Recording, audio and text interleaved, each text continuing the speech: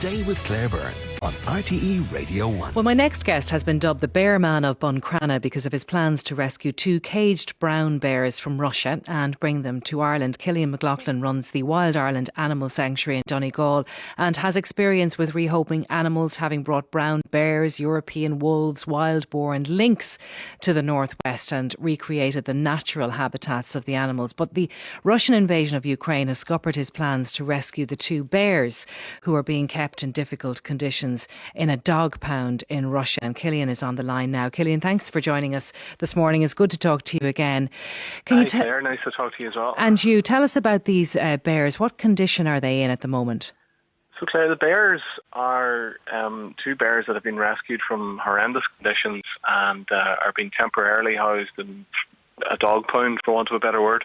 The conditions there are not good either.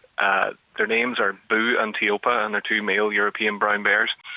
Boo, who's the older of the 2 bears, lives in a stable with iron bars on the front, so he's no access to daylight. He can't go outside. And then Tiopa lives in a cage outdoors, which is like there's no shelter. He has no water. He gets his water once a day from a hose. He just has to drink from a hose. So the conditions are not good. And how did they end up there? This lady has a big heart, and she's rescued 50 odd dogs, and she has loads of cats and horses and camels. And I think when you have a name for rescuing animals, a bit like me, all waifs and strays in the area end up at your doorstep, and she just couldn't say no. So she took them in, and she's been doing her best. She has very little money, and we've actually been gathering donations and sending them to her, but now, due to the sanctions imposed in Russia, we are no longer able to send money to her.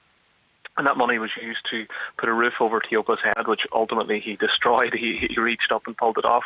And it also was helping her feed them and until we could get the transport in place to get them to Ireland. So you can't get the money over there to help her out. And you also can't, I would imagine, put the plans in place to get them over here. We had been working on the plans, Claire, for almost a year now, and I had paid a vet. Actually, the vets in Dagestan are quite few and far between, so we actually paid a vet to fly from Moscow down to Dagestan to give the bears the necessary treatment, give them the rabies vaccines, and then she had to take blood samples, and she personally flew those blood samples back to Moscow, and she arrived at the lab, and she was told, sorry, we can't take the bloods today because everybody in the lab has COVID. And I think she started to cry on the doorstep, and they felt sorry for her, and they took the blood. And those blood tests would have allowed the 2 bears to proceed with the paperwork for the bears to travel. So we had gotten that far. We also had Moscow Zoo on board with us. They were going to help us with the transport crates. You can imagine they need a big solid crate to hold a brown bear. And those crates cost €1,600 each.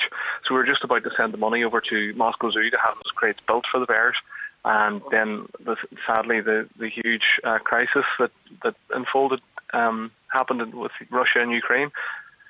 And is there any other way to get them out? Can you move them from Russia to another country and bring them out that way? That's what we're exploring at the moment. Land travel is going to be pretty much impossible. They would have to skirt up and around Ukraine. I think previously we had planned to take them through Ukraine. So that's going to be very expensive and very difficult. We are looking into the possibility of maybe moving them to a neighbouring country, and then like Azerbaijan or Turkey even, and flying them from there. But again, that's going to cost an awful lot of money. It's a pretty bleak situation. By all means, don't get me wrong, I'm not trying to take away from the huge humanitarian crisis that's going on in Ukraine. And my thoughts and prayers are with the people of Ukraine at the moment as well. But our job is to rescue these 2 bears, and that's what we're going to try and do. Do you have contact now with the woman who owns the dog pound? I have very little contact with her. The internet and phone lines and all of that in her area are very poor. She doesn't speak English at all, so my contact is through Bears in Mind, the charity that I work with, Claire, that helped me rescue the 2 bears that we have here at Wild Ireland already. They have somebody on the ground in Russia that's communicating with her, so it takes a long time to get messages to and from her, but we do have an open line of communication. Saying that, I haven't heard from her in a couple of weeks now. So given that you've put a year into, Killian, getting these bears to Ireland, I'm sure you're not giving up just yet. Absolutely not. No, I mean, if I have to jump in the van and drive over there myself, we'll get them out of there, Claire. We are committed, and Bears in Mind, the rescue charity, are committed to getting the bears out of there as well. It's just going to take time and an awful lot of ingenuity, I think, to get them here. Well, Killian, keep in touch with us, because we'd love to know what happens if you do manage to get those bears out. And thanks for talking to us this morning. Killian McLaughlin, founder of the Wild Ireland Animal Sanctuary in Donegal. More after this. Text 51551 today with Claire Byrne on RTE Radio 1.